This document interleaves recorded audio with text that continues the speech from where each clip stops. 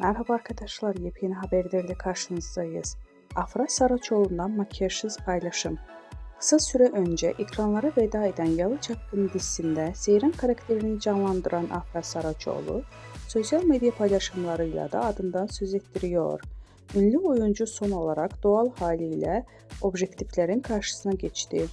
Afra Saraçoğlu oyunculuk performansı olduğu kadar sosyal medya paylaşımlarıyla gündeme geliyor. Ünlü oyuncu son paylaşımda doğal halini gözler önüne serdi. Sosyal medyada Afra Saraçoğlu'nun makyajsız hali büyük ilgi gördü. Öte yandan Paris Moda Haftası'nda konuk olan Afra Saraçoğlu son olarak davetli olduğu Miami'deki etkinlikte boy göstermişti.